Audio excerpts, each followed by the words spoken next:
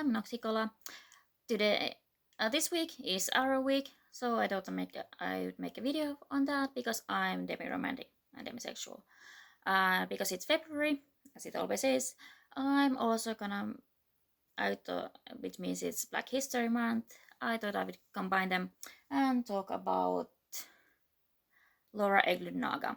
She's a Black Finn, I guess is how you could explain her ethnicity. She's lots of things.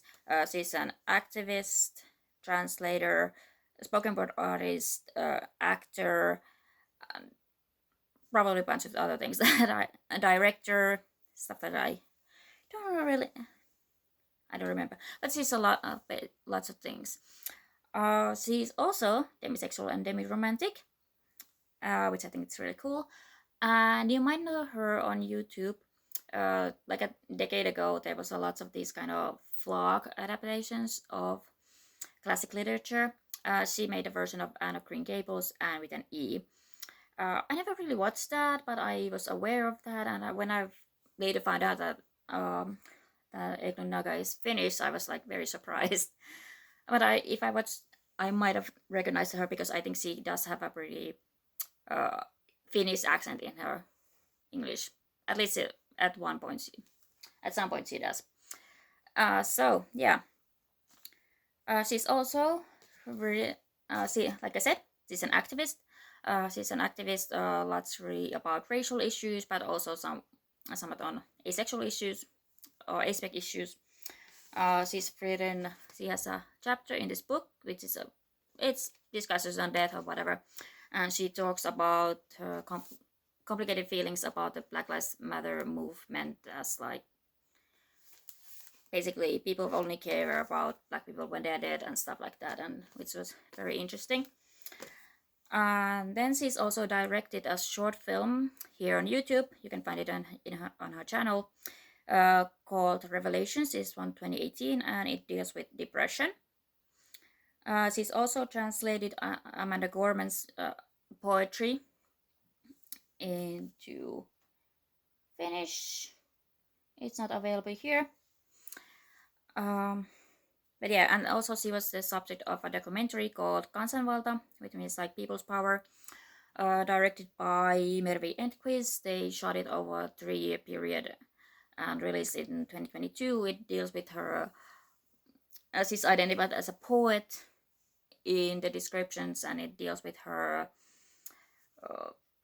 activism, documenting her activism when it comes to race. I think it's mostly. And she's also, you can kind of see a bit how she looks like in here. This is her. Oh yeah, you can't see anything. Sorry. So, but anyways, this is this kind of true love series where people make audiobooks about talking about the feelings on love and stuff like that. Hers is number 6. It's called Haavoilla, which I'm gonna translate as wounded, something like that. It was very interesting. It deals with her. I think it's mostly dealt with her demisexual identity. I will have to re-listen to it for this week. She's also the narrator of the audio book of the Finnish translation of Alice Oseman's Loveless, which is very cool. I haven't listened to it, but again, it's 11 hours, so I might do that this week. She's also an actress, and you can watch her in, if you can watch Finnish TV series, she's been on Kaverikirja, which I quite enjoyed, and also Hotel Swan Helsinki. I haven't started that yet, but she's in 2 seasons of that.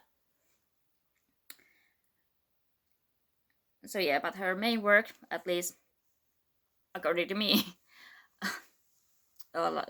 or in the aspect space, has been writing. There's 6-book series of Demi and Ace. You can really see that. She has written them in both Finnish and English. There might have been something. Did someone translate the Finnish ones? Anyway, she's written in both of them, all of them, and they are audiobooks. and they might be available where you get your audiobooks. I don't know how available they are internationally. And then, based on those books, which came out, it doesn't show, but I think they were on like 2022. She created the web series Demi and Ace, which has an introduction, a pilot episode, and 7 episodes. Then there's 7 episodes, and it's right here on YouTube. I've mentioned it multiple times, but I wanna talk about it properly now.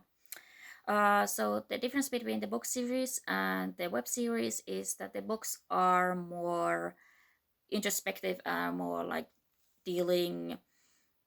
They are audiobooks with the same actors, so they talk more about this, how it feels like to be aspect in society, and their backstories and their experiences. And also, if I remember correctly, the Demi books go a bit more into her, what it likes to be a racialized asexual aspect person, or racialized queer person in general, and stuff like that. So they are a different vibe. They're still very funny and enjoyable, but they go a little bit of different way.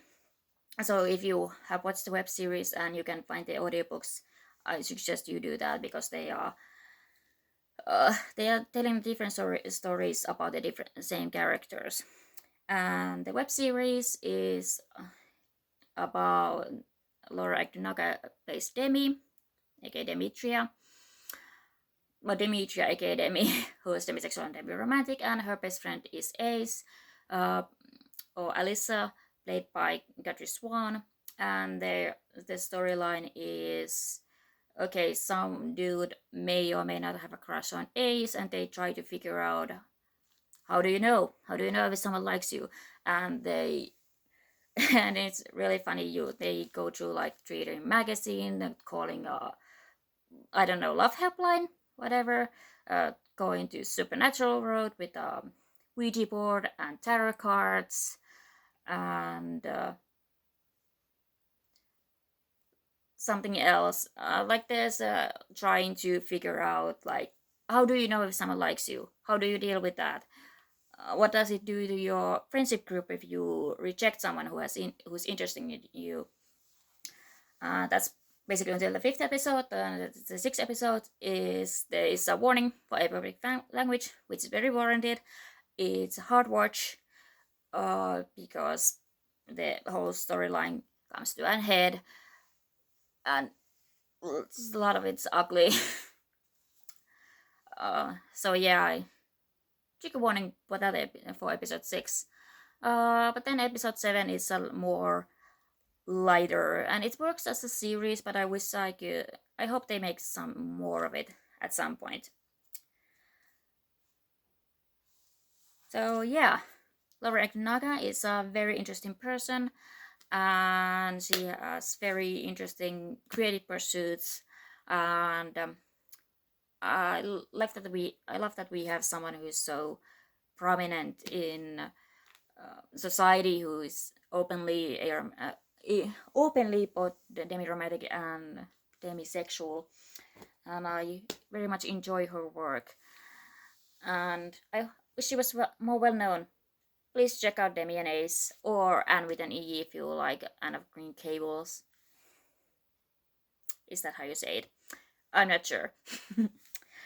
So yeah, happy Arrow Week, happy Black History Month. Hope you have fun or learns interesting things during this week. So, bye.